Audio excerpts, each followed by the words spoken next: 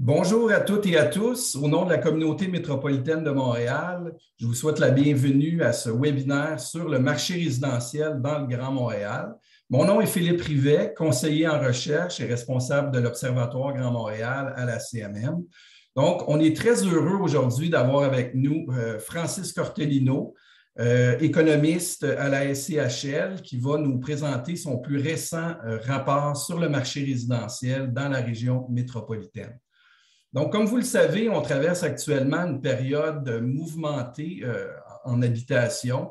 La question de l'abordabilité et de l'accessibilité au logement est une question importante, une préoccupation importante là, pour la population et a été un enjeu central lors des dernières élections municipales.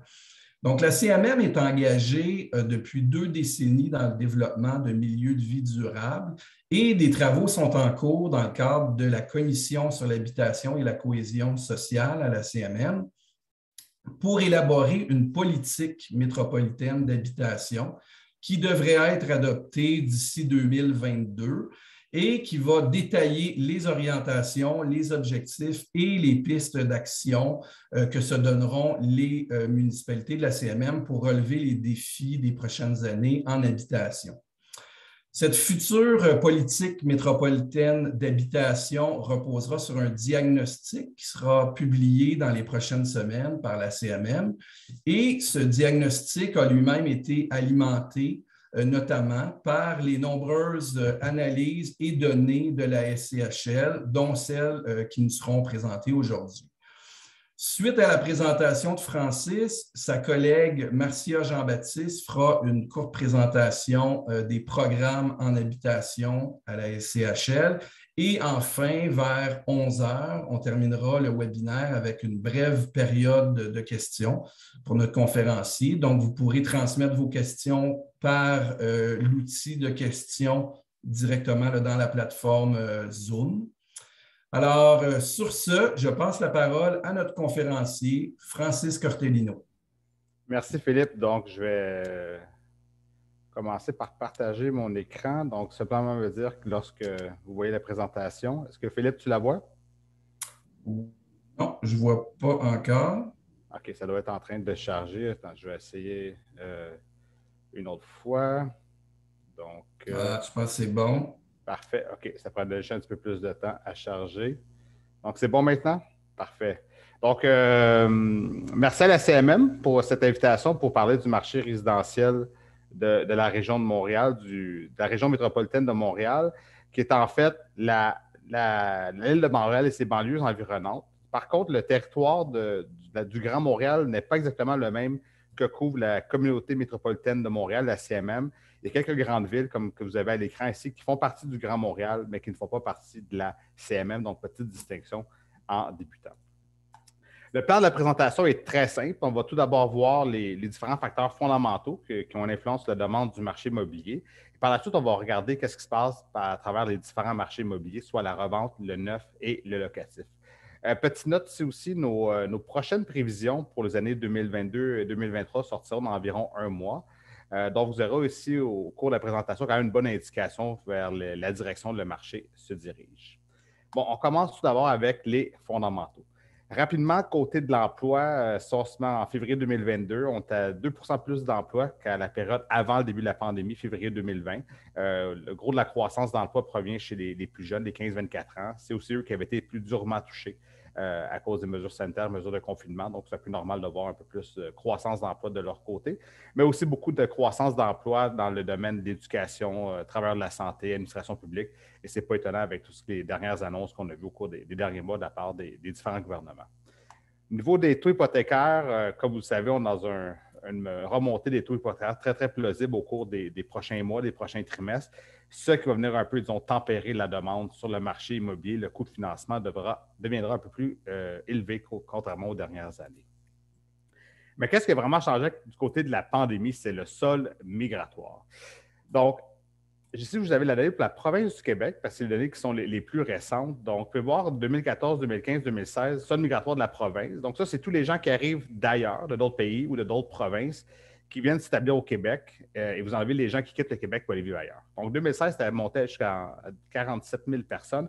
Puis voir par la suite, ça a littéralement explosé. Plus de 93 000 personnes en 2019. Surtout des résidents non permanents. Donc, pensez à des travailleurs étrangers, pensez aussi à des étudiants internationaux, demandeurs d'asile. Donc, la plupart de ces gens-là sont des locataires. Donc, ça a beaucoup influencé la demande locative. Beaucoup de ces gens-là aussi arrivent à Montréal. Donc, imaginez, par exemple, 93 000 personnes, c'est pratiquement un stade olympique et un centre Bell à pleine capacité. Ces gens-là, par la suite, vous leur dites, allez vous chercher un appartement. Vous pouvez imaginer tout l'impact que ça a sur la demande locative. Mais en 2020 est arrivée la pandémie, donc fermeture des frontières. Vous pouvez voir le sol est baissé jusqu'à 14 000 personnes. Donc, forte baisse, encore une fois, des résidents non permanents. Mais 2021, on vient d'avoir la donnée, c'est sorti cette semaine. On est remonté à 44 000 personnes, qui est quand même un bilan pas trop mal pour la province du Québec, si on compare peut-être aux 10 dernières années. Et on anticipe que ça va continuer d'augmenter en 2022 avec la réouverture plus grande des frontières, le retour à une certaine normalité. Et donc, encore une fois, ça aura un impact plus particulièrement sur la demande locative à Montréal et dans les secteurs centraux. On y reviendra à la fin de la présentation. Qu'est-ce que la pandémie a aussi fait? C'est secouer la migration, mais entre les régions du Québec. Et on a vu depuis le début de la pandémie un déclin du bilan migratoire pour les grandes régions administratives que vous avez à l'écran, donc l'île de Montréal, Laval, etc. Et s'il y a des perdants en termes de migration, ça veut dire aussi qu'il y a des gagnants. Et qui sont les gagnants dans la migration entre les régions du Québec? Vous avez les grandes régions administratives adjacentes à Montréal, surtout Laurentides, la Naudière, qui ont fait des grands gains migratoires aux dépens de Montréal. Et aussi des régions un peu plus périphériques que vous avez à l'écran, qui aussi, depuis 2 ans, ont accueilli vraiment beaucoup de nouveaux arrivants de d'autres régions du Québec. Si on regarde plus particulièrement pour la région de Montréal, vous avez ici la perte nette du nombre de personnes qui quittaient la grande région de Montréal pour aller dans d'autres régions du Québec. Donc, 2002 à 2009, en moyenne, on perdait au net 6 000 personnes aux autres régions du Québec. Ça continue d'augmenter par la suite. 2020, vous pouvez voir, ça a augmenté à 24 700 personnes, donc quand même une cassure avec ce qu'on avait par les années passées. Et 2021, c'est encore plus important, environ 40 000 personnes, surtout des jeunes couples, des jeunes ménages avec des enfants, des jeunes familles. Donc, vous pouvez voir encore une fois, ici, l'existence du télétravail qui s'amplifie, la possibilité d'aller vivre un peu plus loin est venue un peu secouer la migration et plus de gens ont quitté le Grand Montréal. Si on regarde à l'intérieur du Grand Montréal maintenant, l'île de Montréal, vous pouvez voir que déjà, dans les années passées, il y avait plus de gens qui quittaient l'île de Montréal qu'il y en a qui venaient de d'autres régions venir vivre sur l'île. Donc, on peut voir avec 2014-2018, 16 000 personnes perte nette.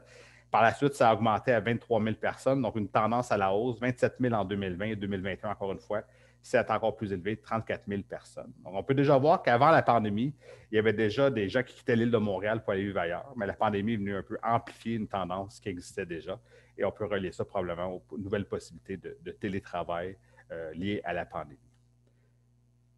L'île de Montréal perdait des gens vers la banlieue, mais on en perd aussi de plus en plus vers d'autres régions du Québec. Vous pouvez voir 2014-2018, c'était seulement 2400 personnes la perte nette de l'île vers les autres régions du Québec.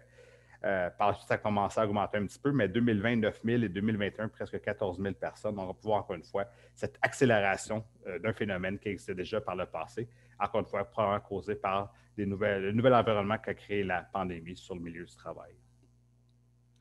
Et qu'est-ce que ça a fait, ça, pour l'île de Montréal? Mais l'île de Montréal, avant la pandémie, et si on compare aux banlieues, avait une croissance de population très, très, très élevée. C'était plus fort que la banlieue même. Et la grande raison de cette forte croissance de population sur l'île, c'était l'arrivée très importante de personnes de l'international, surtout des étudiants internationaux, travailleurs temporaires de l'étranger, les résidents non permanents, comme on faisait mention il y a quelques instants. Avec la pandémie, cette cassure-là de l'international est arrivée et ça a fait en sorte que Montréal a subi un gros choc en termes de population. Et donc, pour l'île de Montréal, la population de 2021 est revenue, à cause de la pandémie, là, à sa population qu'elle avait en 2018. On voit déjà qu'avec le retour du bilan migratoire de l'international qui commence à réaugmenter, probablement que c'est un phénomène un peu plus transitoire, que la population sur l'île va commencer à réaugmenter au cours des prochains trimestres avec cette arrivée des gens de l'international. Mais encore une fois, surtout vous montrer si l'impact qu'a eu la pandémie sur la démographie sur un territoire comme celui de l'île de Montréal. On a parlé beaucoup de l'île de Montréal qui perdait des habitants. Oui, la banlieue, elle, de son côté, gagne beaucoup d'habitants en provenance de Montréal, mais elle aussi n'a pas été étrangère à ce phénomène de gens qui partent vivre un peu plus loin dans d'autres régions du Québec. Et puis voir encore une fois ici la perte nette de la banlieue montréalaise vers les autres régions du Québec, si on exclut l'île de Montréal. Donc, si 2014-2018, c'est à peu près 7 000 personnes. Ça a augmenté un petit peu en 2019, mais 2020, 15 000. Et regardez 2021, 25 000 personnes qui ont quitté la banlieue pour aller vivre un peu plus loin. Et encore une fois, tout le contexte pandémique, télétravail qui est venu accélérer une légère tendance qu'on avait au cours des dernières années. Comment tout ceci s'est traduit sur le marché de l'habitation? Bien, de 2015 à 2019, on sait qu'à peu près 22 à 24 des maisons unifamiliales achetées en banlieue provenaient d'acheteurs qui viennent de Montréal. Et en 2020, avec plus en plus de gens qui quittent l'île pour aller en banlieue, c'est monté à 29 des maisons achetées en banlieue étaient par des gens de Montréal. Et en 2021, c'est monté à 32 Si on regarde en nombre d'acheteurs au total, là, de 2019 à 2021, ça représente à peu près 2500 acheteurs de plus qui ont quitté l'île pour aller acheter une maison en banlieue. Donc, 2500 acheteurs de plus. Donc, ce n'est pas des dizaines et des dizaines de milliers, mais c'est quand même un certain bassin qui vient ajouter de la pression à la demande en banlieue, une pression qui était peut-être un peu moins forte par le passé. Et si on regarde les secteurs où c'était le plus important, ces achats, où il y a eu plus de gains entre 2019 et 2021, on peut voir beaucoup de villes un peu plus éloignées dans le Grand Montréal. Souvent, les maisons sont moins chères, les terrains sont moins chers. Et certaines de ces villes-là, comme je le disais tantôt, ne font pas partie du territoire couvert par la CMM, par exemple Saint-Jérôme, Saint-Jean et Saint-Lin. Donc, de plus en plus de gens qui vont vivre un peu plus loin, étant donné que les maisons ils sont plus abordables. Du côté de la copropriété, on a vu un peu le même phénomène. Donc, 2015-2019, à peu près 14-17 des condos achetés en banlieue étaient par des gens de Montréal.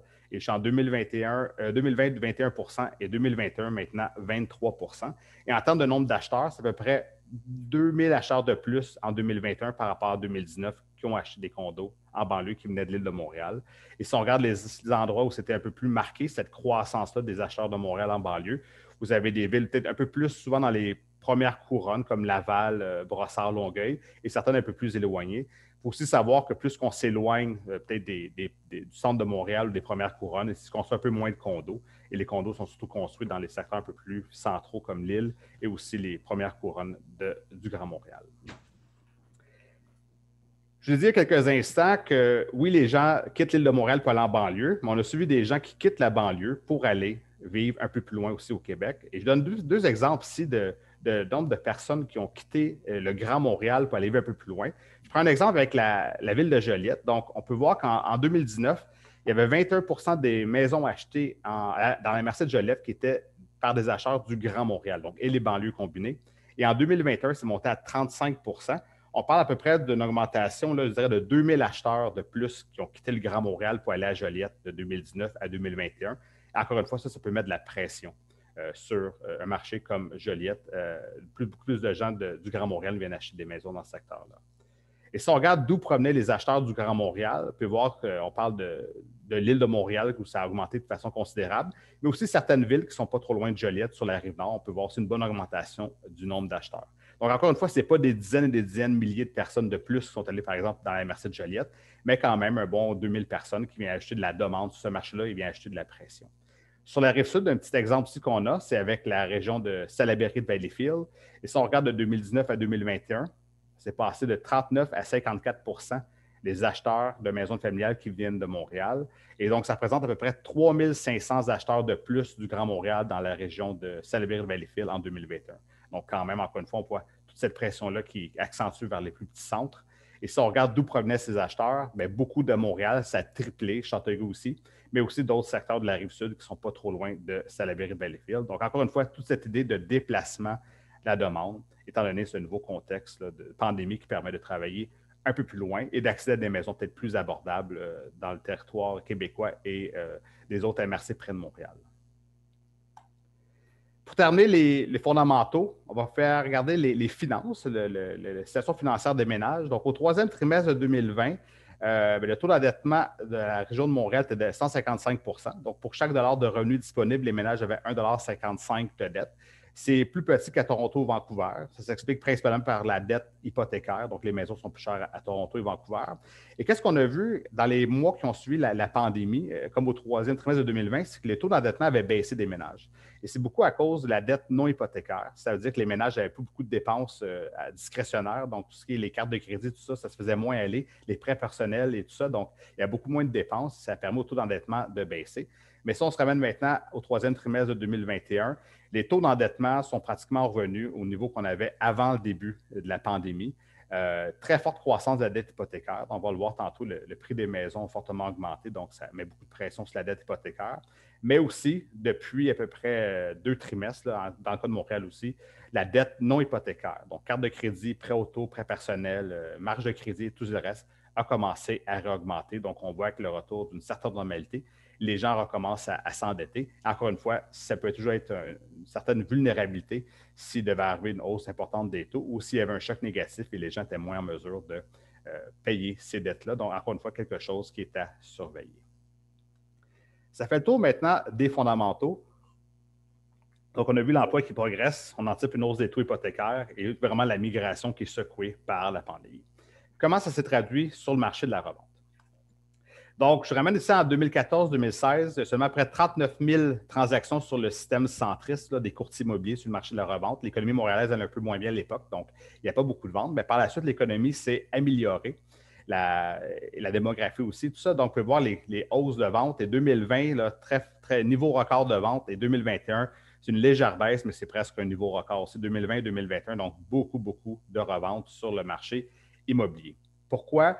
Bon, on l'a vu avec la pandémie, le contexte pandémique, les gens, la plupart des hauts salariés n'avaient pas perdu leur emploi, donc on gardait leur salaire. Il y avait un taux d'épargne très élevé, comme il n'y avait pas de dépenses discrétionnaires. Donc, taux d'épargne élevé, ils n'ont pas perdu leur emploi, les taux hypothécaires sont faibles et beaucoup de ménages ont voulu s'acheter peut-être une propriété plus grande, un changement de besoin parce qu'ils voulaient avoir leur bureau dans la maison, avec les conditions sanitaires, mesures de confinement. Donc, beaucoup de personnes sont entrées sur le marché et ça fait un volume de vente très important. Mais qu'est-ce qui se passe maintenant un peu plus en détail? Mais si je vous ramène avant le début de la pandémie, au premier trimestre de 2020, et ici, on a le rythme annualisé des ventes. Qu'est-ce que ça veut dire, grosso modo? C'est au premier trimestre de 2020, si on regardait les ventes qu'il y avait dans le Grand Montréal, on roulait à un rythme d'à peu près 56 000 ventes centristes sur le marché immobilier de Montréal. 56 000 ventes par année. Après est arrivé le fameux mois d'avril avec le confinement. Donc là, le marché était pratiquement fermé. Il y avait très peu de transactions. On est tombé à un rythme de 17 000 ventes par année. C'est un peu normal. Et par la suite, quand ça a rouvert, ça a explosé. D'un, beaucoup de gens ont retourné sur le marché parce qu'ils avaient été incapables d'y aller au mois d'avril et mai. Mais aussi, comme je le disais tantôt, beaucoup de gens maintenant avaient un changement de besoin d'habitation. On voulait du plus grand, on voulait sa cour, on voulait sa maison. On avait de l'argent, de l'épargne, disons, excédentaire. Donc, beaucoup de gens sont entrés sur le marché. Et on roulait un rythme d'à peu près fin 2020, début 2021, on roulait un rythme de 65 000 transactions par année sur le réseau Centris. Bien, si vous regardez les données des derniers mois, vous pouvez voir clairement une tendance à la baisse. Et donc, on roule maintenant un rythme d'à peu près 52 000, 53 000 transactions par année, qui est un rythme qui est sous le niveau pré-pandémique. Donc, vous pouvez voir clairement la tendance à la baisse qu'on a eu au cours des derniers mois.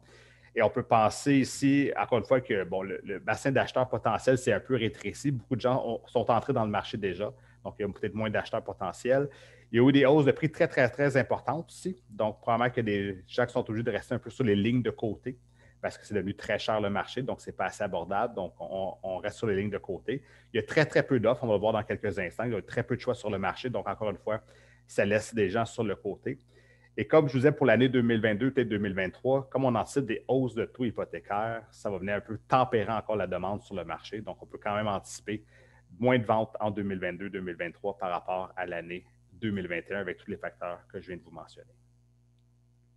Si on regarde maintenant l'offre, donc je ramène ici 2015, milieu 2015, vous allez sur le système centriste, on est à peu près à 36 000 propriétés à vendre sur le réseau centriste. Donc, c'est énorme. Il y a beaucoup de propriétés à vendre. À l'époque, le marché était plus, disons, beaucoup plus calme, beaucoup plus lent. Donc, l'inventaire s'accumulait sur le marché. Donc, on a monté jusqu'à 36 000 propriétés à vendre en fin mai 2015 sur le système centriste. Mais par la suite, la demande a repris. L'inventaire commençait à sortir de plus en plus vite. Aussi, on voit que moins en moins de gens semblent désirer vendre leur propriété. Donc, le nombre de propriétés à vendre sur le réseau centriste a neigé un peu fondu comme neige au soleil depuis comme les derniers jours. Donc, on est rendu seulement à 9 400 propriétés à vendre présentement sur le système centriste, ce qui est très peu. Donc, on voit une demande qui reste élevée, mais qui est en léger repli, une offre qui est très faible. Donc, comme je vous disais, une offre qui est très faible, une des plus faibles niveaux depuis au moins 15 ans pour tous les types d'habitations. Qu'est-ce que ça commence à se traduire en termes de conditions de marché? Mais si on regarde pour l'unité familiale, le condo et le plex, vous pouvez voir que c'est des conditions de marché très, très, très favorables aux vendeurs. Mais qu'est-ce que ça veut dire, ce graphique-là, de façon peut-être un peu plus simple?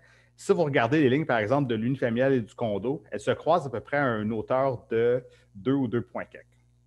Ceci, ça veut dire que, supposons qu'à partir de maintenant, on est le 22 mars, donc supposons que le 22 mars, 10h21, il n'y a plus aucune personne dans le Grand Montréal qui décide de mettre en vente sa propriété. Avec le rythme des ventes qu'on a actuellement, ça prendra environ seulement 2 mois pour tout vendre qu'est-ce qu'il y a de disponible présentement. Ce qui est très, très, très rapide. Pratiquement, vous clignez des yeux et tout est vendu. Donc, c'est un marché qui n'a jamais été aussi vendeur dans le Grand Montréal, favorable aux vendeurs. Donc, ça explique un peu toute cette situation là, de hausse de prix importante qu'on va voir dans quelques instants.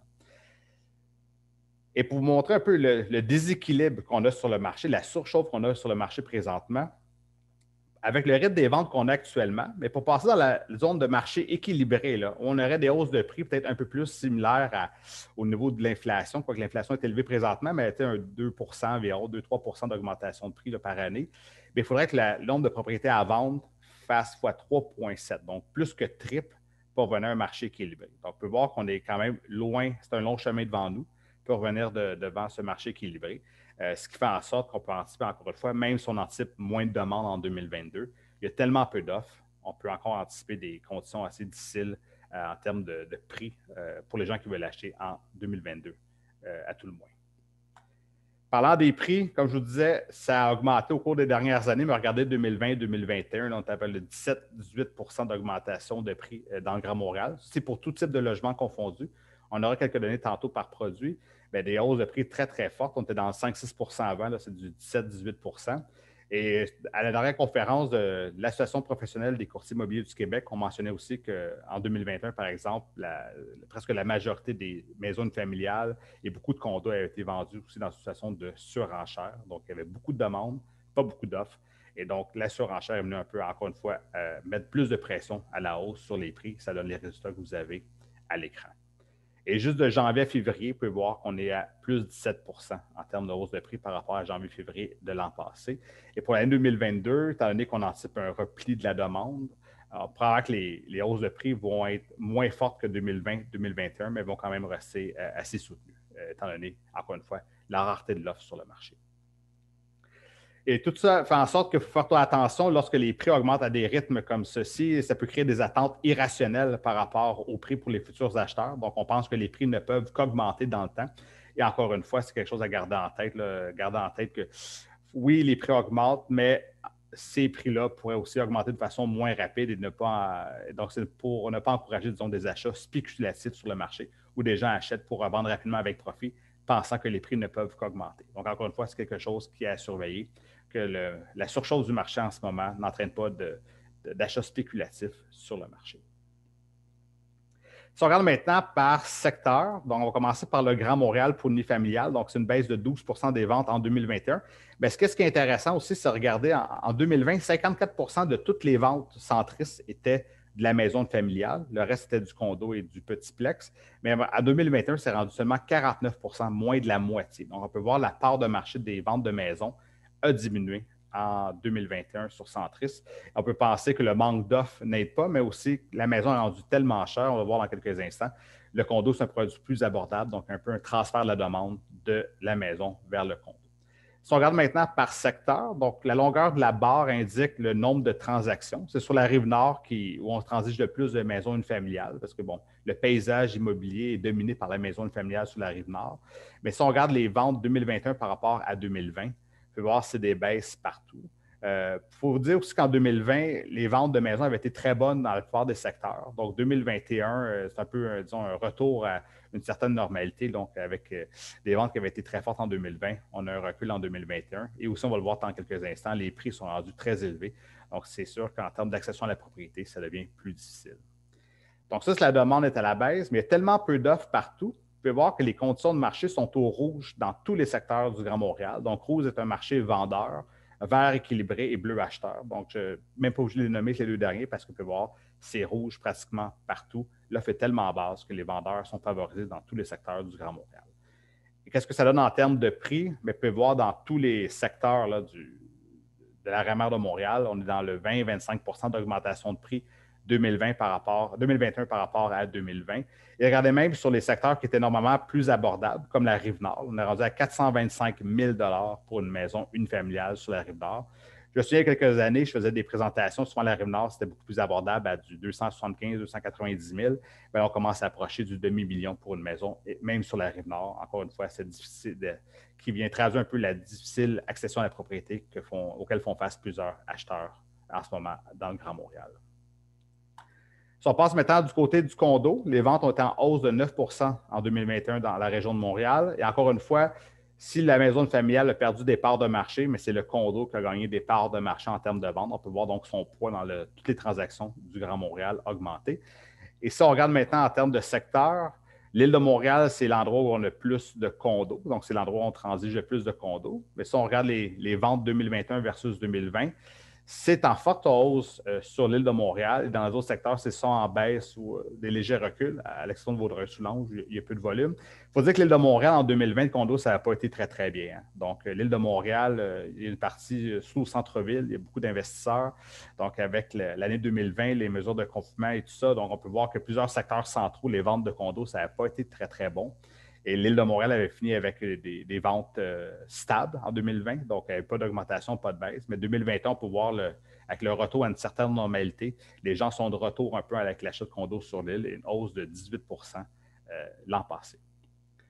Si on regarde encore une fois les conditions de marché, c'est comme l'unifamilial peut voir, c'est favorable aux vendeurs partout. Peut-être le secteur qui est un peu plus digne d'intérêt, c'est celui de Ville-Marie, qui est passé un peu par toute la gamme des émotions. Donc, c'est un marché vendeur jusqu'au troisième trimestre de 2020, dans les premiers mois de la pandémie. Par la suite, il est devenu acheteur équilibré jusqu'au troisième trimestre de 2021. Comme je vous disais, il y avait plusieurs investisseurs qui étaient peut-être un peu sur la ligne de côté. Il y a des gens aussi qui peut-être vendaient leur propriété au centre-ville, étant donné que c'était plus difficile, il y avait moins de touristes, moins d'étudiants, moins de travailleurs temporaires de l'étranger à qui ils pouvaient louer leur condo. Mais avec le retour, peut-être avec des meilleures nouvelles en termes de COVID, retour à une normalité, on peut voir que le marché est redevenu vendeur au quatrième trimestre de 2021. Donc, encore une fois, probablement que la présence des acheteurs et aussi des investisseurs est de retour au centre-ville de Montréal et dans les secteurs centraux. En termes de prix, qu'est-ce que ça donne? Bien, vous pouvez voir, mais en termes de prix, c'est des hausses fortes partout en banlieue, donc du 20-25 sur l'île de Montréal, comme je vous dis, étant donné que les secteurs centraux commencent à se remettre un peu de la période plus difficile, on est dans une hausse de 8 des prix, mais on peut anticiper que ces hausses-là vont promener un peu plus fortes au fur et à mesure que les choses redeviennent un peu plus normales. Mais encore une fois, même pour le condo, on peut voir que c'est des hausses de prix quand même très fortes. Et encore une fois, ça rend plus difficile l'accession à la propriété pour les ménages locataires, qui des fois, le condo est le premier produit qu'ils peuvent acheter lors qu'ils cherchent une habitation sur le marché. Quelques mots sur le petit plex, des bonnes hausses de vente dans tous les secteurs du Grand Montréal, marché favorable aux vendeurs aussi presque partout, et des hausses de prix qui sont fortes, surtout en banlieue. Donc, le plex n'était pas vraiment différent de l'unifamilial ou le condo. Un marché vendeur, il n'y a pas beaucoup d'offres, les hausses de prix sont très fortes. Donc, rapidement, pour 2022, on voit que le rythme des ventes s'affaiblit. L'offre demeure faible, par contre, ce qui fait en sorte que les hausses de prix demeurent demeurer fortes aussi en 2022. Maintenant, on va passer au marché du neuf. Qu'est-ce qui se passe dans la construction résidentielle? Donc, je ramène 2014-2016, encore une fois, l'économie montréalaise allait un peu moins bien. On construit seulement 19 000 nouvelles portes, nouveaux logements par année dans le Grand Montréal. Par la suite, ça augmente. On est dans le 25-27 000 environ. Et 2021, là, c'est exceptionnel. 32 000 mises en chantier, jamais vu depuis 30 ans dans le Grand Montréal. Et on va voir dans quelques instants qu'est-ce qu'on a construit pour avoir autant de mises en chantier l'an passé. Bien, si on regarde qu'est-ce qui se passe plus récemment, on peut voir avril 2021, excusez-moi, c'est supposé être 2020, avril et non 2021, c'était lorsque les chantiers ont fermé. On peut voir le rythme des mises en chantier baisser. Par la suite, jusqu'à la moitié 2021, ça a augmenté, on roulait un rythme de 36 000 mises en chantier environ. Mais on peut voir depuis quelques mois, là, une légère tendance à la baisse et on roule présentement un rythme de 27 000 mises en chantier. Donc, on peut anticiper quand même un bon niveau de mise en chantier pour 2022, mais peut-être pas aussi fort du record qu'on a eu en 2021, donc un peu moins de mise en chantier pour le Grand Montréal cette année.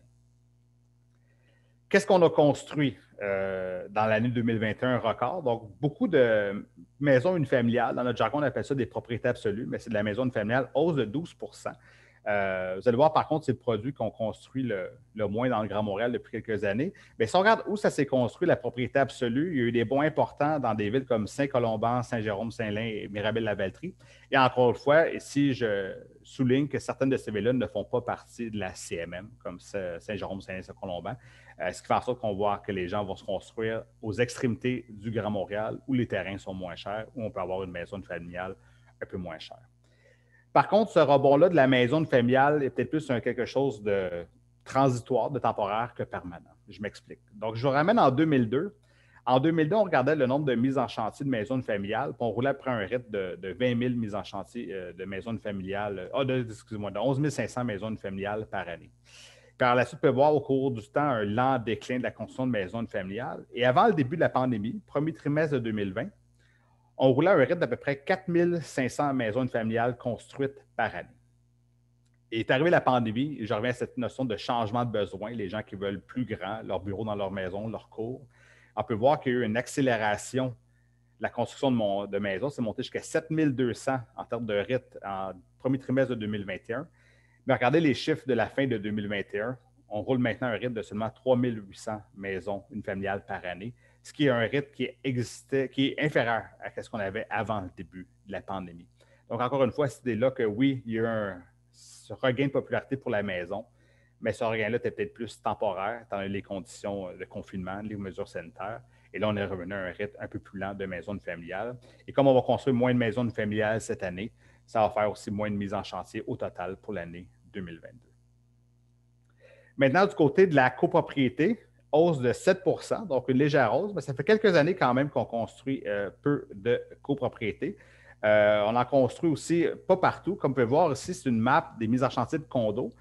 Plus le point est gros, plus l'immeuble est important en termes d'unité. Vous pouvez voir que ça se concentre principalement sur l'île de Montréal. En banlieue, il y a très, très peu d'activités de condos de l'an passé et même aussi au cours des dernières années. Même pour la province du Québec, dans la province du Québec, 90 des mises en chantier de condos étaient dans le Grand Montréal et presque toute la majorité de ces condos-là étaient sur l'île de Montréal. Donc, une fois qu'on sort de l'île de Montréal, l'activité du condo est quand même très, très faible.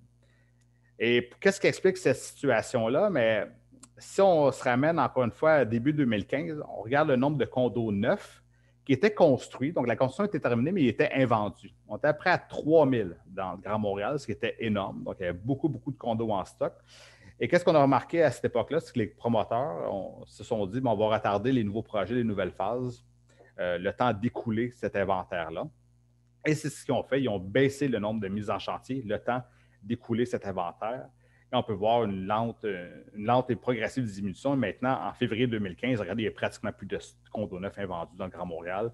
Encore cette notion-là qu'il n'y a pas beaucoup d'offres sur le marché, vous en avez la preuve. Il y a seulement 275 condos neufs invendus présentement dans le Grand Montréal, donc très, très loin du 3000 qu'on avait il y a à peu près 7 ans. Donc, très peu d'offres sur le marché. Et donc, s'il y a eu moins de condos, qu'est-ce que les promoteurs multirésidentiels ont fait au cours des dernières années? Ils ont fait du locatif, donc 20 000 mises en chantier d'unités locatives en 2021, hausse de 26 ce qui est énorme. Là-dessus, on va voir tantôt, sur le 20 000, après un 2 000, c'est de l'appartement locatif en résidence pour personnes âgées, du RPA.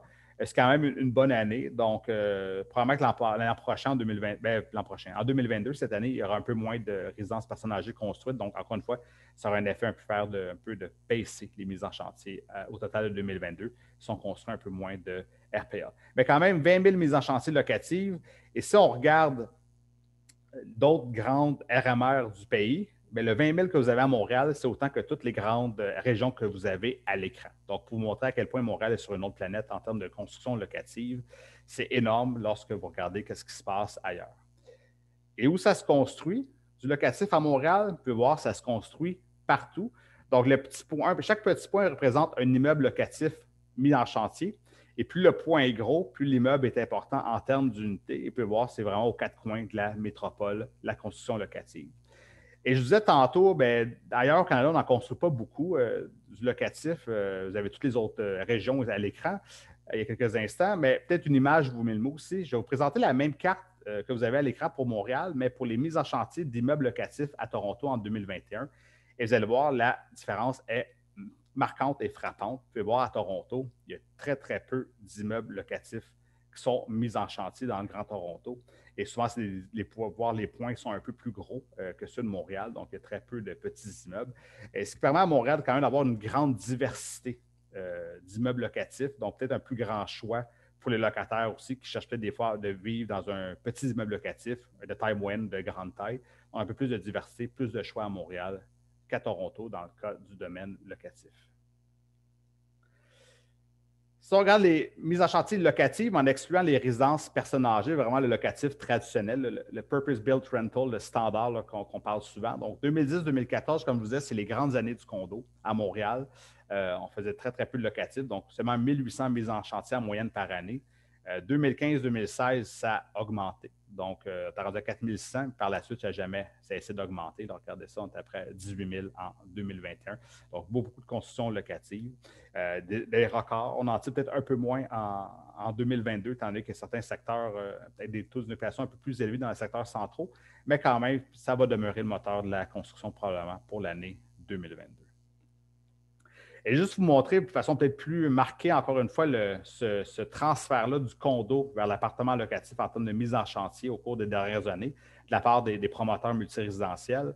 Donc, si on regarde l'année 2010-2014, vous voyez, le condo dominait facilement la construction locative, un ratio 11 000 à 11 800. Donc, c'est vraiment à l'avantage du condo. 2015-2017, l'écart s'est resserré. Et si on regarde 2018-2021, c'est vraiment maintenant l'appartement locatif qui domine dans le Grand Montréal. Et encore une fois, ce qui est très différent de ce qu'on peut voir dans d'autres régions du pays comme Toronto et Vancouver. Donc, 2022, à quoi on peut s'attendre? Mais comme je vous disais, moins de maisons familiales construites. Le locatif va dominer autant, le locatif devrait demeurer le moteur de la construction. Mais avec la hausse des coûts de la construction, certains promoteurs semblent dire aussi que ça devient de plus en plus difficile de faire du locatif qui est rentable. Donc, on pourrait peut-être observer une remontée du condo aussi en 2022. Mais encore une fois, je pense que le manque d'offres sur le marché va faire en sorte que les mises en chantier vont demeurer assez élevées pour 2022. Quoique, on ne sera pas vraiment au niveau qu'on a eu record en 2021, là, plus de 30 000 mises en chantier. Donc, c'était une année record. Ce sera un peu plus faible pour l'année 2022, probablement. Donc, depuis le début de la présentation, on parle du marché du neuf, du marché de la revente. Et ici, je vais combiner un peu les deux pour parler de ces deux marchés mis ensemble. Vous avez à l'écran, et la donnée va arrêter en 2020 parce que j'ai certaines données de 2021 qui ne sont pas encore publiées, mais en 2020, si on regarde toutes les transactions qui sont passées chez le notaire dans le Grand Montréal, de maisons, de condos, de plex de 2 à 5 unités, il y en a eu 75 000 transactions chez le notaire en 2020. Et si on regarde le nombre de maisons, de condos et de plex de 2 à 5 unités qui existent dans le Grand Montréal en 2020, il y en a 1,1 million. Donc, si on regarde juste l'année 2020, 75 000 transactions sur un parc de 1,1 million, ça donne à peu près 6,7 de tous les logements qui existaient à Montréal ont été transigés en 2020. Est-ce que c'est beaucoup? Mais si on regarde les années passées, on peut voir que jamais la demande n'avait été aussi élevée par rapport à la taille du parc immobilier en 2020. Et on pense que 2021, ça va être des chiffres similaires à ceux de 2021. Les chiffres de 2021 vont être similaires à ceux de 2020. Donc, beaucoup de demandes par rapport à la taille du parc immobilier. Si on regarde maintenant du côté de l'offre, du nombre de propriétés qui ont été mises en vente, on peut voir qu'en 2020, presque jamais aussi peu de propriétés ont été mises en vente, ont été disponibles sur le marché. Et ce graphique-là est quand même un petit peu, je vous dirais, contre-intuitif. C'est qu'à chaque année, le parc immobilier grossit. On ajoute des maisons, on ajoute des condos, on ajoute des petits plex. Donc, le parc immobilier de 2020 est plus gros que celui qu'il y avait en 2015 ou qu'il y avait celui en 2010 parce que le parc immobilier grossit année après année. Mais même si le parc immobilier grossit année après année, jamais aussi peu de propriétés sont mises en vente sur le marché. Donc, encore une fois, cette idée-là qu'il y a très peu d'offres sur le marché. Et si je mets les ventes, la demande, et si je mets l'offre, les propriétés mises en vente sur le même graphique, excusez-moi, vous pouvez voir que jamais l'écart entre l'offre et la demande n'a été aussi faible sur le marché du Grand Montréal. Et comme je vous le disais, 2021, probablement, ce serait des résultats similaires. Donc, jamais l'écart entre l'offre et la demande n'a jamais été aussi faible dans la région métropolitaine. Et encore une fois, ça amène beaucoup de pression sur le marché. Vous savez, quand vous allez chez le médecin, votre pression n'est pas belle. Souvent, il va vous dire que ça peut amener d'autres problèmes de santé. Dans le cas du marché immobilier, ça peut amener, par exemple, la surévaluation, l'accélération des prix, des comportements spéculatifs. Donc, beaucoup de pression sur le marché. Et avec une demande qui n'a jamais été aussi élevée, une offre qui n'a jamais été aussi faible. Ce qui implique aussi que toute mesure là, qui vise à stimuler la demande, à aider les acheteurs à embarquer sur le marché, bien, toute mesure qui vient aider la demande là, à avoir plus d'acheteurs sur le marché, mais si en même temps vous n'augmentez pas l'offre, vous allez probablement contribuer à maintenir ces déséquilibres-là sur le marché. Parce que vous pouvez mettre de plus en plus d'acheteurs sur le marché, mais si l'offre, elle, de son côté, n'augmente pas, ça va mettre encore plus de pression sur les prix et ça va maintenir cette pression-là qu'on a sur le marché présentement. On va maintenant passer au taux d'inoccupation dans le Grand Montréal. Mais avant de parler du marché locatif privé, on a une nouvelle enquête qu'on a faite pour la deuxième fois cette année, en 2021, que les résultats ont été publiés récemment. C'est sur les logements sociaux et abordables. C'est une toute nouvelle enquête, on tente toujours de l'améliorer. Il y a quelques résultats ici. Donc, c'est une faite auprès des gestionnaires responsables d'immeubles locatifs pour des logements sociaux abordables comme les coops OSBL, le parc géré par le gouvernement aussi. Et dans notre enquête qu'on a fait au Québec, il y a 44 000 unités de logements sociaux et abordables. Par contre, ici, gros bémol, on n'a pas encore les chiffres du parc géré par la SHQ. Donc, il nous manque peut-être encore la moitié du parc là, dans notre enquête. On travaille, mes collègues des enquêtes travaillent à avoir une entente pour avoir ces chiffres-là prochainement aussi pour les prochaines éditions. Mais de qu'est-ce qu'on sait des données qu'on a collectées? 44 000 unités. La grande partie sont des 3,5, 4,5, une chambre et deux chambres à coucher.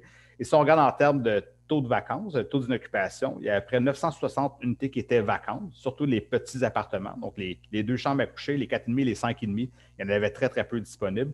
Ce qui donne un taux d'inoccupation d'à peu près 2 du côté logements sociaux et abordables. Et si on regarde du côté des loyers, par exemple, pour un 4,5, c'est 630 $.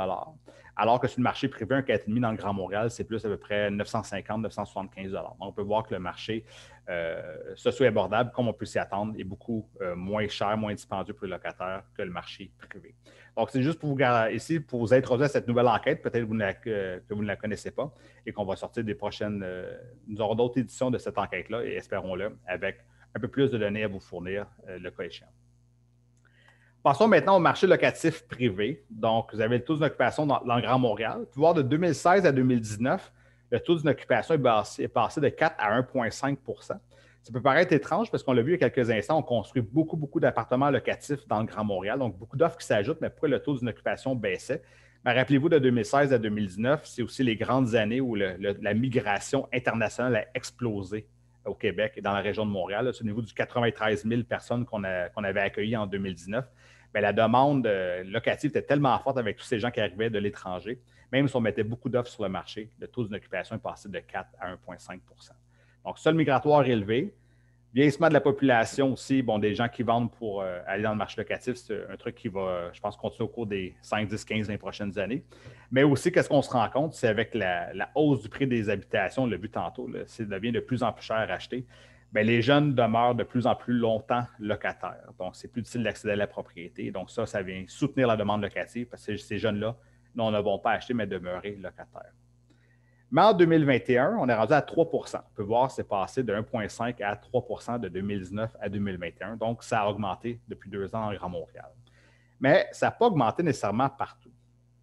Ici, vous avez en 2019 le taux d'inoccupation avec l'île, un sous-secteur de l'île, le centre-ville de Montréal et aussi la banlieue montréalaise. Et vous pouvez voir que pratiquement en 2019, tout le monde était à peu près au même point de départ, 1,4, 2,4 % environ de taux d'inoccupation. 2020, la pandémie frappe et vous pouvez voir, taux d'inoccupation au centre-ville monte à 10 % et en banlieue reste stable à 1 %. Qu'est-ce qui s'est passé au centre-ville? Je dirais le centre-ville est un peu la tempête parfaite.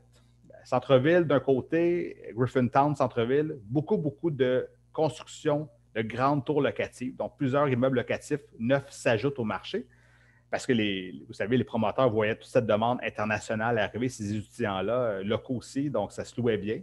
Donc, on construisait beaucoup de locatifs. Donc, on en rajoute beaucoup d'offres. Des tours s'ajoutent en 2020.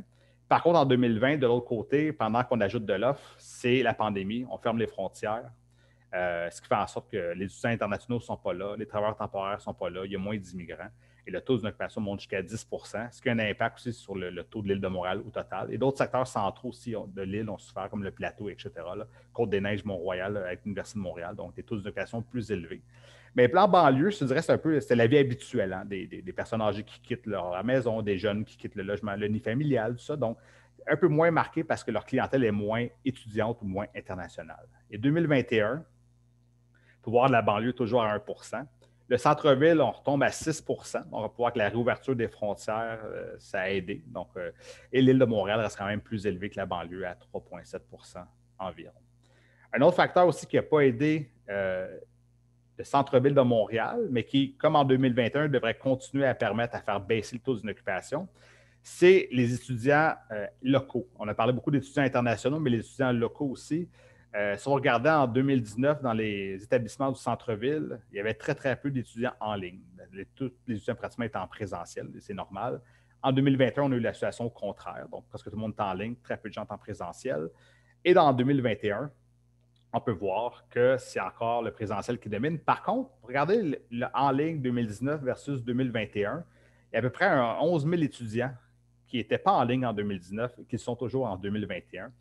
Ce qui fait en sorte que ces 11 000 étudiants-là, c'est aussi de la demande locative, souvent dans les secteurs centraux. Donc, ces 11 000 étudiants-là qui manquent fait en sorte que ça peut être encore un peu plus difficile pour des secteurs centraux comme le centre-ville de Montréal, parce qu'il y a encore des gens qui sont en présentiel. Mais encore une fois, au fur et à mesure que le présentiel continue d'augmenter et le en ligne diminue, ça va faire en sorte que la situation au centre-ville, le taux d'occupation devrait continuer à diminuer avec la réouverture des frontières en même temps. Donc, les taux devraient rebaisser aussi au cours de la prochaine enquête 2022. Si on regarde maintenant la partie de l'abordabilité pour les ménages locataires, une nouvelle donnée qu'on a depuis quelques années dans notre rapport locatif, on regarde les ménages locataires les moins fortunés, donc les 20 moins fortunés, et on regarde avec leurs revenus, si ces ménages-là mettaient seulement 30 de leurs revenus au loyer, qui est considéré abordable, il y a combien d'appartements locatifs dans le parc immobilier de Montréal qui leur seraient abordables? Et on se rend compte qu'il y a seulement 13 du parc qui leur sont abordables. Et à tout le moins, on voudrait que 20 du parc locatif soit abordable pour 20 des moins fortunés. Mais on peut voir qu'il y a un certain déséquilibre. Il y a seulement 13 du parc qui est abordable. Et souvent, ça va être des immeubles, comme vous pensez, des appartements qui sont un peu plus petits et un peu plus âgés aussi. Par contre, lorsqu'on compare avec d'autres grands centres comme Toronto, Vancouver, on peut voir que dans ce cas-là, c'est même moins de 1 des logements du parc qui sont abordables pour les 20 moins fortunés de ces secteurs-là. Encore une fois, il y a des défis d'abordabilité partout au pays, mais dans certains centres, c'est plus criant que dans d'autres. Un autre impact sur l'abordabilité, on vient de voir ici un peu le déséquilibre. Et en plus, nous, on regarde dans ce cas-là les loyers des logements qui sont déjà occupés. Mais on sait, lorsqu'un locataire, ça fait peut-être 5, 10, 15 ans qu'il est dans son logement, souvent les loyers sont moins élevés. Si on compare aux loyers des logements qui sont vacants et inoccupés, on peut voir quand même une différence. Donc, il y a un écart de près de 10 à 25 des logements qui étaient vacants dans notre enquête par rapport au loyer lorsqu'un ménage locataire occupe l'appartement. Et aussi, on remarque que Toronto-Vancouver, c'est beaucoup plus cher qu'à Montréal de louer un appartement.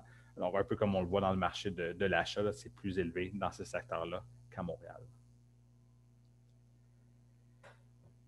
On a beaucoup de constructions locatives dans les dernières années. Et ça aussi, encore une fois, pour les gens qui cherchent, ça peut être un peu plus cher. Donc, si vous avez les loyers des constructions récentes, donc construites dans les 3 dernières années, vous pouvez voir, donc c'est beaucoup plus cher. Donc, du 2500 $2000 environ pour des loyers sur l'île, 1500 pour la banlieue. Et qu'est-ce qui est intéressant aussi pour la banlieue, c'est que le taux d'inoccupation est à 1,8 pour les constructions récentes, qui est pratiquement le même taux d'inoccupation pour le reste du marché des constructions un peu plus vieilles. Donc, même si c'est plus cher, même si c'est moins abordable, on peut se rendre compte qu'il y a une bonne demande quand même sur le marché locatif plus récent, car le taux d'occupation est très faible, la demande est au rendez-vous, malgré les loyers qui sont beaucoup plus élevés. Et si le marché locatif de Montréal, le taux d'occupation a augmenté, on vient de le voir, ce n'est pas partout, c'est plus par exemple au centre-ville, les secteurs centraux.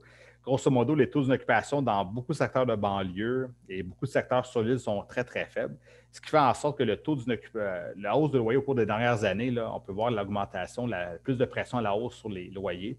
Et 2019-2021, on est à peu près à 4 d'augmentation de loyer par année. C'est sûr que 2021, l'inflation est plus élevée que le 3,7 % que vous avez ici. Donc, l'augmentation de loyer en termes réels, là, si on tient compte de l'inflation, serait négative. Mais grosso modo, si on regarde les autres années, on peut voir on est dans le 4 % et ça traduit encore une fois le manque d'offres sur le marché. Donc, plus de pression à la hausse sur les loyers. Je termine la partie locative avec le marché qui est un peu en expansion, les condos qui sont offerts en location. Donc, c'est un marché en expansion, mais qui demeure beaucoup plus petit que le marché locatif standard de Montréal. Donc, c'est beaucoup plus petit. Mais par contre, si on regarde l'évolution au cours des dernières années, là, on peut voir c'est monté en 2021 jusqu'à 40 000 le condo offerts. Et si nous, on regarde les locations long terme, et 2020 est un peu exceptionnel. On a eu une hausse de 14 % des condos offerts en location long terme. Qu'est-ce qui s'est passé? Probablement qu'il y avait beaucoup de condos qui étaient offerts aussi en location court terme pour des touristes, pour des vacanciers. Et étant donné la fermeture des frontières, les gens décident de remettre ces condos en location à long terme. Et ça explique la forte hausse qu'on a eue en 2020 du nombre de condos qui sont revenus sur le marché locatif long terme. Donc ça, c'était quand même bénéfique parce que ça fait augmenter l'offre à long terme sur le marché. Mais pour 2021, c'est resté relativement stable à 40 700.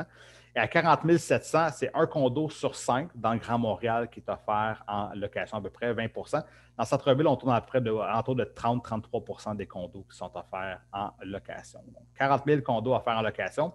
Et pour donner une petite idée, là, quand on parlait du marché locatif privé, tantôt, on est plus dans le 600 000 à peu près, 600 000 unités. Donc, on peut voir encore une fois, oui, il y a plus de condos offerts en location, mais ça reste relativement petit par rapport au marché locatif standard là, du Grand Montréal. Et en termes de demande, taux d'occupation était quand même assez faible dans le Grand Montréal, 1,4 % malgré des loyers, encore une fois, plus élevés. Même chose au centre-ville de Montréal, le taux est à 2,2 % seulement, malgré des loyers là, près de 2200 $. Donc, on peut voir que la demande semble être un peu plus au rendez-vous dans le cas de ces produits un peu plus récents ou luxueux. Donc, pour 2022, à surveiller, bien, on l'a vu, il va y avoir beaucoup de nouveaux appartements locatifs qui vont s'ajouter parce qu'il y a beaucoup de construction.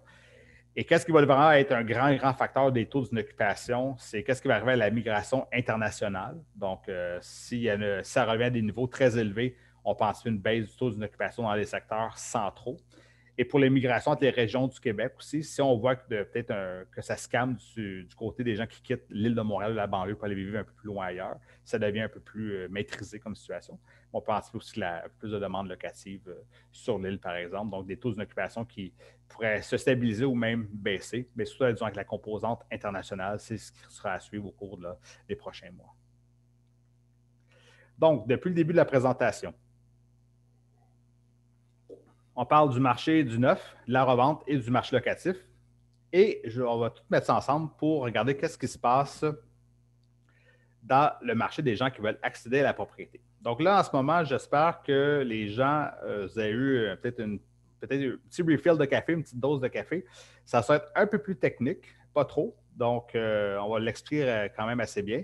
Et donc, peut-être un petit dernier effort avant la fin de la présentation. Donc, première chose qu'on va regarder, c'est à la gauche de l'écran, vous allez avoir le revenu des ménages locataires du Grand Montréal selon le quintile en 2021. Donc, c'est quoi ça, le quintile? Mais si on regarde les 20 % ménages locataires les moins fortunés du Grand Montréal, donc ils gagnent 25 000 $.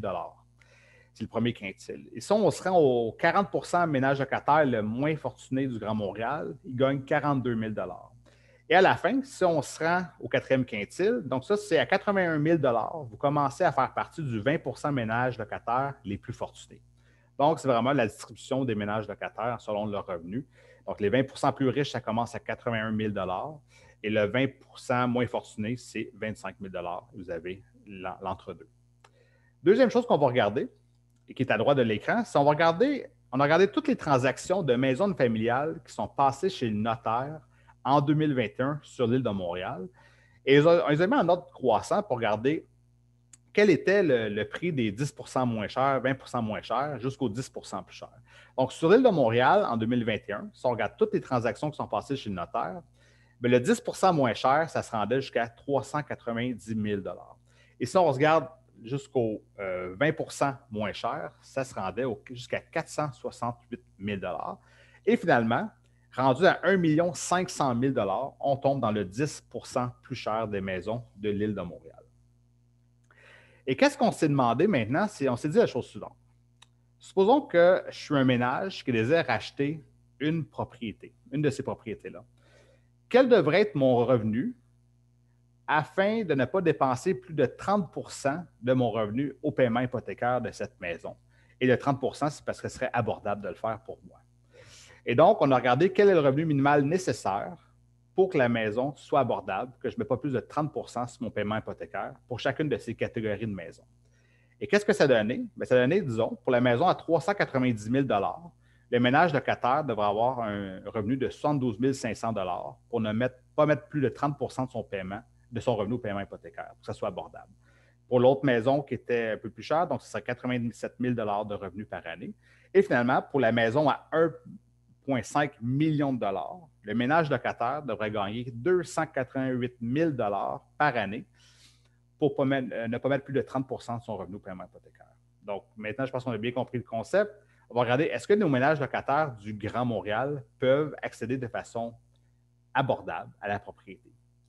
La première chose qu'on remarque, c'est pour nos ménages locataires qui gagnent jusqu'à 60 000 donc nos 60 les moins fortunés, il n'y a aucun choix de maison qui leur est abordable sur l'île de Montréal, peu importe la gamme de prix, le décile de prix. Même donc les 10 moins chers ne leur sont pas accessibles.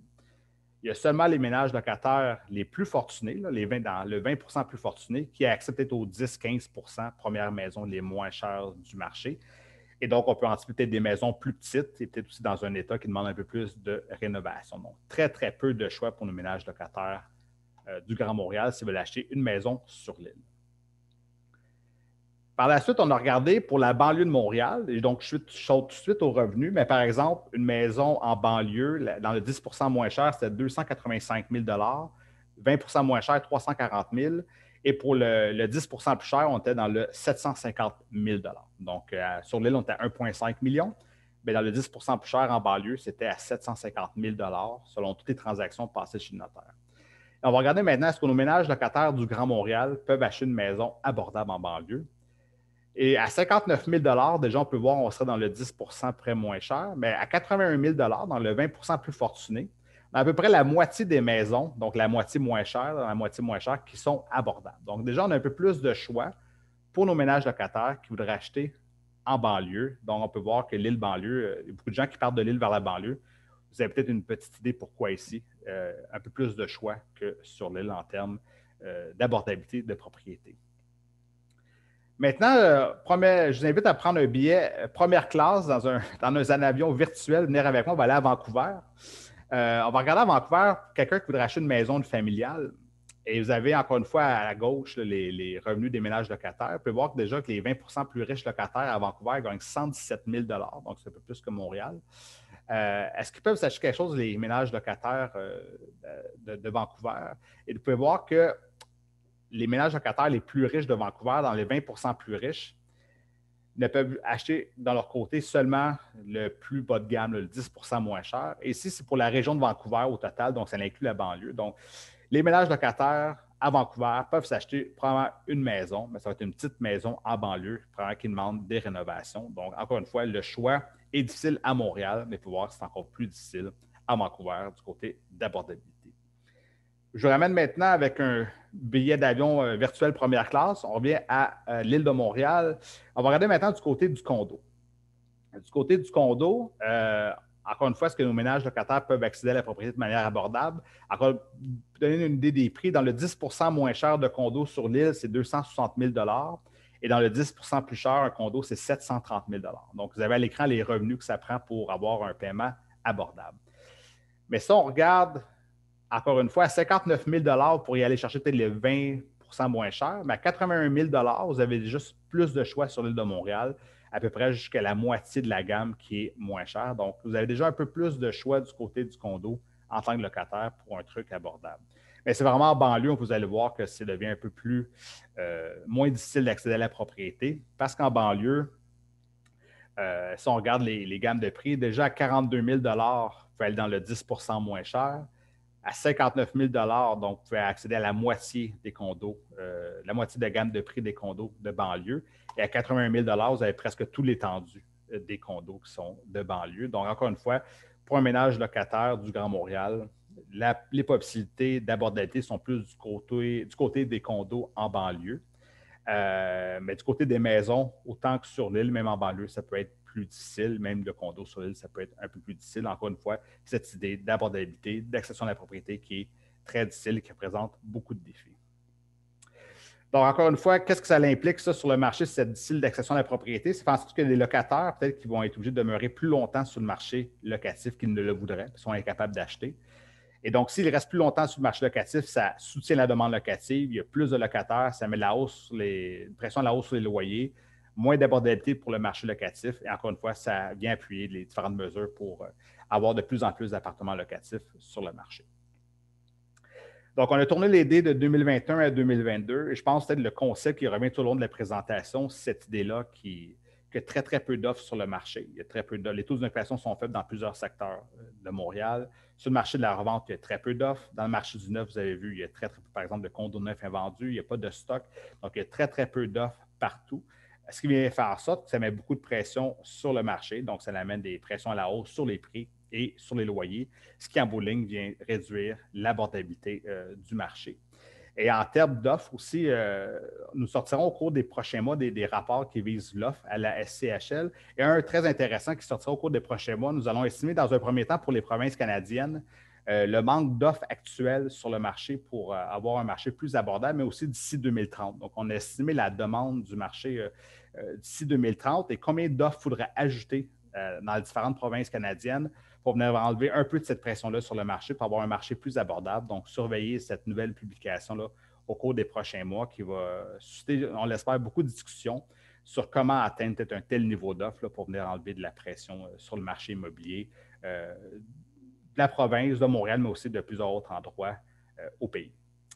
Donc, sur ce, je vous remercie beaucoup de votre attention ce matin. C'est avec plaisir que j'ai pu discuter des tendances du marché de Montréal et je laisse maintenant la parole à mon collègue Philippe. Merci, Francis, pour ta présentation, vraiment très, très éclairante. Si je reviens brièvement sur certains points, tu as bien montré que la pandémie est venue exacerber certains phénomènes, notamment celui de la migration résidentielle vers le pourtour de la région métropolitaine, qui est un enjeu important là, en lien avec le développement durable de la région. En même temps, tu nous as bien montré que sur le territoire du Grand Montréal, on est dans un processus de densification résidentielle avec une faible proportion de mises en chantier qui sont des maisons individuelles. Il est important de rappeler que la densification permet d'optimiser les espaces disponibles au développement et donc d'atténuer les pressions sur les milieux agricoles et les milieux naturels. Et il faut maintenant s'assurer que cette densification favorise un développement de milieux de vie inclusifs qui répondent aux besoins de tous là, en matière d'habitation. Ta présentation a également bien mis en lumière là, tous les enjeux d'abordabilité dont on entend tant parler, là, qui touchent la région, tant sur le marché de la propriété que sur le marché du locatif. On sait par ailleurs qu'il y a environ 200 000 ménages locataires à faible revenu qui ont des problèmes d'abordabilité du logement sur le territoire de la CMM. Donc, les besoins en matière de logements sociaux et communautaires aussi sont très grands dans la région. Ils vont nécessiter là, des investissements accrus par les différents paliers gouvernementaux là, dans les prochaines années. Donc, maintenant, avant de passer à la période de questions que vous pouvez formuler directement sur l'outil de questions sur la plateforme Zoom, on va poursuivre avec Marcia Jean-Baptiste, également de la SCHL, mais en direct de Vancouver ce matin. Donc, qui va nous présenter les programmes mis en place par la SCHL dans le cadre de la stratégie nationale sur le logement du gouvernement fédéral. Donc, c'est une courte présentation d'environ 5-10 minutes et ensuite, on enchaîne là, avec la période de questions. Donc, Marcia, à toi la parole. Bien, merci beaucoup. Merci pour l'introduction. Oui, comme c'est dit, je suis en direct de Vancouver. Il est 8 heures ce matin, alors ça me fait plaisir d'être avec vous ce matin. Comme mentionné, je vais juste prendre un petit 5 minutes, juste pour soit vous introduire ou vous rappeler de quelques programmes qui sont gérés par la SCHL en rapport avec la stratégie nationale. Alors, je crois que tout le monde peut voir mon écran comme il faut. Mais pour moi, on dirait que ça ne marche pas. Problème technique. Juste un instant.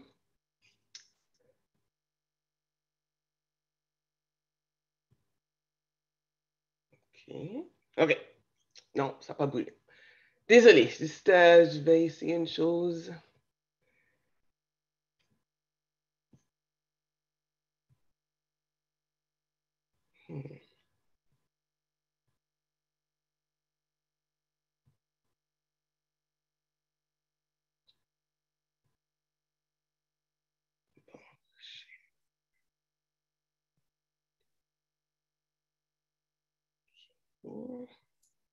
OK. Je sais pas quoi qu'ici ça ne bouge pas de mon côté. Veux-tu qu'on te demande de l'assistance technique, Marcia, ou peut-être qu'on peut passer à la période des questions, puis tu reviens ensuite? Peut-être juste que, parce que je vois que vous voyez mon écran. Vous voyez on voit ta présentation. Mais pour changer de, de diapo, je ne vois pas ce qui se passe ici. Alors peut-être oui, si vous voulez passer aux questions, Okay. et puis je vais essayer de voir ce qui se passe ici. OK, c'est bon. Parfait. Donc, on va passer à la période de questions. Donc, première question ici de Mario Polaise. Comment expliquer l'importance à la hausse du locatif à Montréal là, comparé à Toronto et Vancouver? Là, tu nous as montré là, en fait, qu'il y avait en fait autant de mise en chantier, il y avait plus de mise en chantier de logements locatifs dans le Grand Montréal que dans l'ensemble des RMR du Canada. Donc, est-ce que tu as des pistes qui pourraient expliquer là, ce phénomène-là? Oui, en fait, un des éléments déclencheurs de la construction d'appartements locatifs à Montréal, dans le Grand Montréal, a été le ralentissement du marché du condo qu'on a eu vers l'année 2015 environ à Montréal, surtout, autant dans le marché du neuf que le marché de la revente. Il y avait beaucoup de stocks, là. Le marché était vraiment au ralenti. Donc, à ce période-là, on a vu beaucoup d'appartements locatifs commencer à être mis en chantier. Ça n'a pas arrêté depuis. Je dirais aussi que Montréal a déjà peut-être une historique locatif. Il y en a beaucoup d'immeubles locatifs, là, donc on a déjà un parc très, très important. Ça contribue aussi. À Toronto, Vancouver, je dirais ce ralentissement du marché du condo aussi marqué, on n'a pas vraiment eu ça non plus. Donc, l'élément déclencheur qui a touché Montréal n'a pas été le même partout au pays. Par contre, pour être honnête aussi, à Toronto, Vancouver, il commence à se faire plus de locatifs aussi. Donc, on a une hausse du locatif là, au cours des dernières années, mais c'est toujours le condo qui est le produit dominant.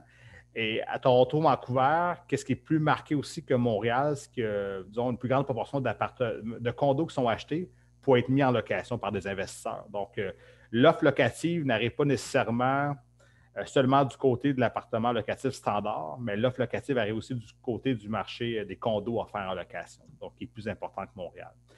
Mais tout ça mis ensemble fait en sorte de ça que tout de même, là, Montréal se démarque le côté locatif en termes de construction, mais il y a certaines particularités là, qui font en sorte que c'est différent d'une région à l'autre. Puis on a vu qu'il y a beaucoup de construction de logements locatifs traditionnels dans les banlieues, mais les taux d'inoccupation demeurent là, très bas d'année après année. Là, on est souvent autour du 1 de taux d'inoccupation à l'extérieur de l'île de Montréal. Est-ce qu'on sait, donc il se construit beaucoup en banlieue de locatifs. Les taux d'inoccupation demeurent très, très bas. Là, on peut parler de pénurie là, quand on est autour de 1 là. Est-ce qu'on sait quelle est la clientèle principale pour ces nouvelles constructions locatives? Parce que là, on ne parle pas de RPA. Tu nous as mentionné, oui, il y en a des constructions de RPA, mais ce n'est vraiment pas la majorité. Donc, est-ce qu'on a des indices sur quelle est la principale clientèle là, de ce locatif en banlieue là, qui fait en sorte que les taux d'inoccupation sont si bas malgré les fortes les mises en chantier importantes? Très bonne question. Je dirais de manière précise, là, les dernières données qu'on a malheureusement à ce sujet-là datent du recensement de 2016. On peut voir un peu qui loue les logements locatifs récents. Les nouvelles données vont sortir à la fin de 2022, donc ça va être intéressant de voir ceci. Mais les données de 2016 déjà nous indiquaient que c'était assez partagé entre les moins de 35 ans, les 35-55, les 55 ans et plus. Donc, les jeunes, les adultes, les boomers, c'est un peu un mélange des trois à peu près à part égale. Probablement, je vous dirais qu'en ce moment, en banlieue, là, on l'a vu, les prix sont très, très élevés partout. Hein, ça a augmenté partout. Donc, je crois qu'en banlieue, c'est très difficile d'accéder à la propriété aussi maintenant, probablement. Donc, des jeunes qui vont être locataires plus longtemps, qui vont peut-être se louer un appartement neuf, récent, là, à 1000 quelque chose de dollars, mais quand même, qui ne seront pas capables d'accéder à la propriété. Donc, le locatif neuf récent va être un peu un substitut pour eux. Il y a aussi le vieillissement de population, donc des gens qui peuvent faire encore une fois le move là, de maison vers locatif. Par contre, les données du recensement de 2022 vont nous apprendre un éclairage plus précis.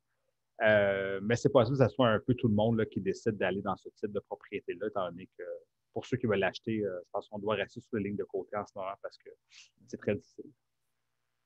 On s'entend qu'on parle, même en banlieue, on ne parle pas de construction de duplex ou de triplex. Là, quand on parle de locatif, on parle vraiment de multiplex avec c'est des projets quand même assez importants. Mais, dans certaines zones, oui, il y a encore je dirais du duplex, triplex, peut-être un peu moins, mais des fois du 6-8 unités, là, il y a des trucs comme ça, du 10 unités qui se fait. Certaines villes de banlieue vont faire des plus grands tours aussi, là, Laval, Longueuil, tout ça. Mais comme la map le montrait aussi, Montréal a peut-être une diversité plus grande là, d'immeubles locatifs qui se construisent en termes de taille que Toronto, où on voyait presque tous des points bleus de taille intermédiaire là, ou de grands points. Montréal, au moins, offre encore un peu cette diversité-là qui nécessairement n'est pas partout ailleurs. On a une autre question ici qui mentionne, est-ce que, bon, selon la SCHL, est-ce qu'on doit distinguer les dettes hypothécaires de la dette non hypothécaire en termes qualitatifs? Donc, je pense qu'on va dire, est-ce qu'on considère qu'il y a des bonnes dettes et des mauvaises dettes? Puis comment vous voyez ça pour les dettes hypothécaires, en fait? Bien, c'est une très bonne question. Je dirais je pense que le niveau de dette au total est quand même à surveiller parce que ce sont toujours des remboursements à effectuer. Là. Donc, vous payez toutes les dettes, que ce soit hypothécaires, non hypothécaires. C'est sûr, souvent, lorsqu'on parle d'avoir des dettes pour payer l'épicerie, pour faire des voyages, ce n'est pas de la dette très constructive. Ce n'est pas basé sur des actifs pour des trucs de consommation. Ben, même avec la dette hypothécaire, je dirais, si on sort de la dette non hypothécaire, la dette hypothécaire, quelque chose qui est souvent véhiculé comme message, c'est s'il devait arriver, par exemple, une situation immobilière très mauvaise, là, que le marché immobilier va très mal, tout ça, et que les gens doivent vendre leur propriété, une maison, c'est pas un actif liquide. Hein? Donc, si tout le monde sur votre rue veut vendre sa maison, vous êtes prêt à votre dette hypothécaire aussi, ça peut représenter, c'est pas un actif liquide, donc ça peut être difficile aussi dans cette situation-là. Donc, je pense qu'il faut surveiller le taux d'endettement au total. Il faut faire aussi attention à bien gérer cette dette-là. Parce qu'encore une fois, s'il arrive un choc négatif, perte d'emploi, hausse de taux, peu importe, ça peut devenir plus difficile. Encore une fois, ça peut être c'est une source de vulnérabilité, disons, au marché. Et c'est pour ça qu'on le surveille de façon attentive. Merci. On a une autre question ici de Joël Simard qui dit quelles sont, selon vous, les raisons qui peuvent causer éventuellement un ajustement des prix de condos dans la RMR de Montréal en 2022-2023? OK. Encore une fois, donc, on va sortir nos prévisions au cours du prochain mois, mais grosso modo, on a vu là, quand même là, que l'offre est très, très basse. Hein? Donc, la demande, oui, est en repli un peu moins pour le condo que pour la maison. Donc, encore une fois, ça prendra vraiment un choc très important qui fait en sorte que la demande chute drastiquement et que l'offre augmente de façon drastique aussi. On l'a vu sur le graphique, pour passer à un marché vendeur, à un marché équilibré ou un marché qui favorise les acheteurs, ça prend énormément, beaucoup plus d'offres sur le marché. Et disons que le chemin à faire jusque-là demandera un changement drastique, draconien du marché immobilier. Ce qui fait en sorte que à court terme, là, au moins pour 2022, partir 2023, c'est pas quelque chose qu'on anticipe. Là. On anticipe peut-être des hausses de prix moins fortes que l'an passé, mais on n'anticipe pas nécessairement des baisses de prix. Je pense qu'on va passer à une dernière question là, avant d'aller vers la courte présentation de Marcia.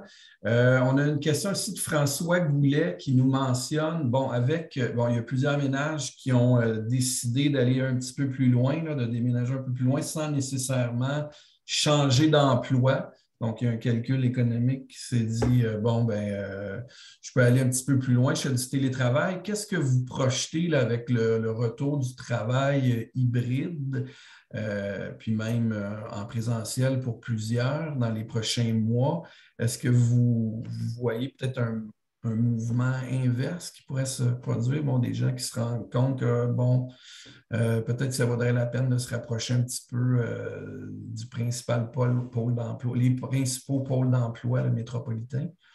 C'est une très bonne question. Je pense que quand on va revenir à une certaine normalité avec des jours au bureau, il y a des gens qui vont se poser ces questions-là. Encore une fois, ça dépend de la volonté du retour ou même de changer d'emploi. Donc, c'est difficile de répondre à tous les scénarios. Par contre, je dirais juste de façon plus globale, quand un couple là, va s'asseoir à table, ou une personne dans un couple s'assoit à table pour penser à son prochain choix de localisation, où on veut vivre, on est maintenant dans un environnement où on peut dire que maintenant, c'est 1 ou 2 jours au bureau et le reste du temps à la maison, ce qui n'était pas possible nécessairement avant.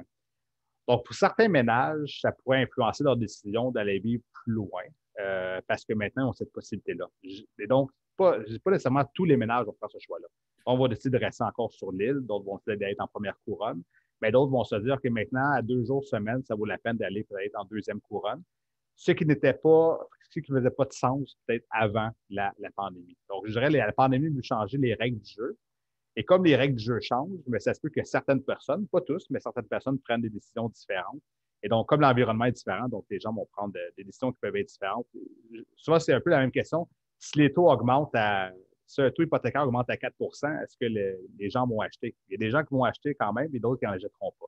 Donc, dans le cas de la pandémie, de la migration, le retour au bureau, certaines personnes vont déménager plus loin et d'autres ne le feront pas. C'est juste que le contexte décisionnel est maintenant différent. Donc, ça peut avoir un impact en bout de ligne là, sur cette migration.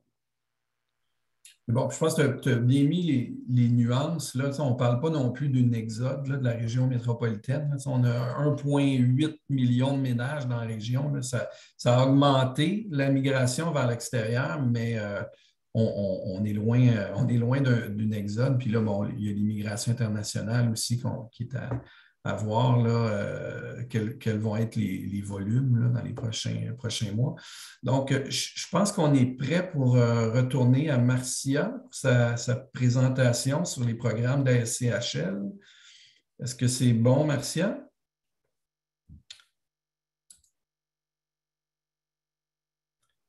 Marcia, tu es toujours là? Je suis là. Vous m'entendez? Oui, on t'entend. OK. C'est beau. Et puis, je retourne ici. Oh, qu'est-ce qui vient d'arriver encore? Ça marche. OK, bravo, je suis là. L'écran a changé. Parfait, OK. Sauf que je pense que je n'ai pas allumé ma caméra, mais je pense que je ne retournerai pas dans l'autre écran parce que, à moins que c'est ici. OK, je crois que tout roule. Vous me voyez? Vous voyez l'écran? Oui, on te voit, oui? Marcia. Vous m'entendez? Oui, OK, parfait. Je n'attendais pas. C'est bon. OK. Alors, merci encore pour l'introduction plus tôt. Comme j'ai dit, ça va juste prendre 5 minutes juste pour vous parler un petit peu des solutions que la SCHL présente à travers la stratégie nationale. Alors, la stratégie nationale sur le logement, elle comporte une panoplie d'initiatives de financement qui, ensemble, visent à combler les besoins de logement. En fait, du temps qu'on a aujourd'hui, on va juste parler un petit peu de 2 solutions financières, soit le fonds du co-investissement ainsi que le financement de construction de logements locatifs. Puis, je vais toucher un petit peu sur notre nouvelle assurance prêt hypothécaire APH Select. Puis à la fin, il y aura des informations si vous voulez poser plus de questions qu'on pourra répondre plus tard par courriel ou bien par téléphone. Alors, pour commencer avec le Fonds national de co-investissement, celui-là accorde la priorité au partenariat entre les gouvernements, les organismes sans but lucratif et le secteur privé. Il offre des prêts à faible coût et des prêts subventions. Alors, l'objectif ici est de créer des logements abordables, éco-énergétiques, accessibles et socialement inclusifs dans des ensembles à revenus, à occupation et à usage mixte. Ce programme vise les projets de logement qui ciblent les populations vulnérables, par exemple les personnes âgées, les autochtones, les femmes et enfants qui s'échappent de l'abus, et parmi autres aussi. Alors, on a un exemple à vous montrer ici, qui est la maison de deuxième étape du foyer pour femmes autochtones de Montréal. Alors, ce foyer a comme clientèle les femmes autochtones en difficulté ainsi que leurs enfants. Et le Fonds national de co-investissement pour le logement a un investissement de 1,7 million dans ce projet. Mais le projet en tout représente un investissement de près de 12 millions et a été rendu possible grâce aux subventions de la Société d'habitation du Québec, de la Ville de Montréal, du Fonds de co-investissement, ainsi que des contributions du gouvernement du Québec. Alors, juste pour encore mettre l'emphase sur le co-investissement qui a vraiment pour but comme cible les populations vulnérables.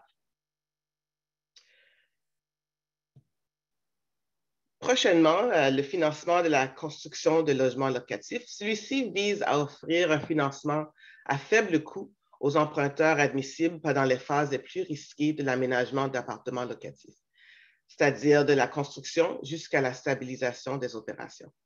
Elle met l'accent sur l'ensemble d'appartements locatifs standards au Canada pour occupation générale dans des endroits où on a besoin d'un plus grand nombre de logements locatifs.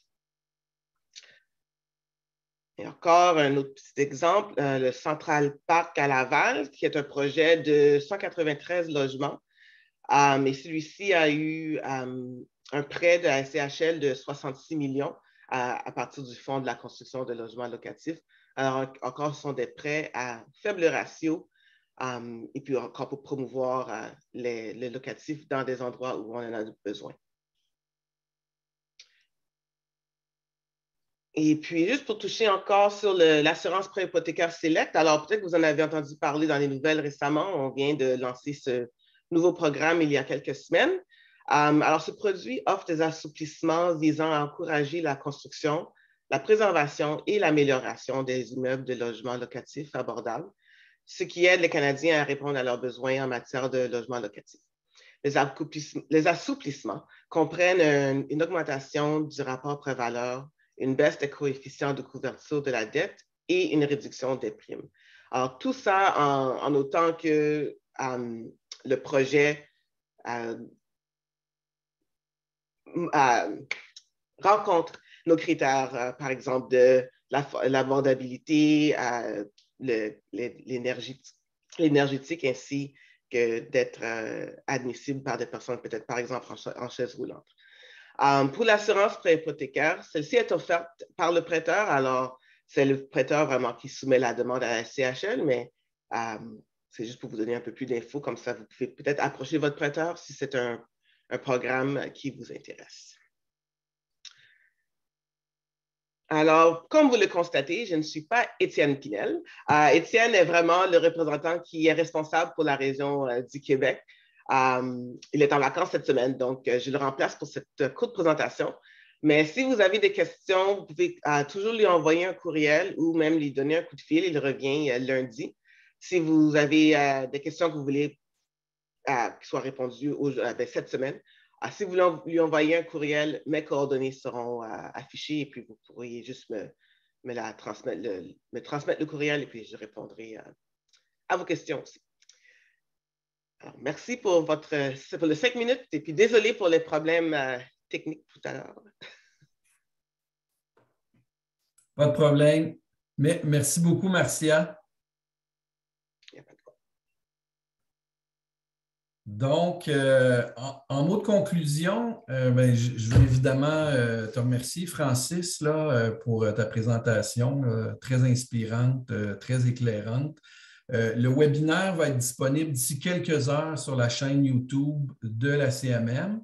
Je veux aussi vous rappeler que la CMM va publier d'ici quelques semaines un portrait de l'habitation dans le Grand Montréal qui utilise notamment différentes données issues de l'enquête et des analyses de la SCHL, mais qui est un portrait plus spécifique au territoire de la CMM et de ses 5 secteurs géographiques. Et on pourra vous faire parvenir ce portrait là, par courriel. Et finalement, je vous rappelle que notre portrait là, qui sera publié prochainement appuiera l'élaboration d'une politique métropolitaine de l'habitation dont l'adoption par les élus de la CMM est prévue pour la fin de l'année 2022. Il y aura aussi des consultations sur cette politique métropolitaine un peu plus tard cette année qui seront annoncées sur nos réseaux sociaux. Donc, au nom de la CMM, je vous dis merci et à bientôt.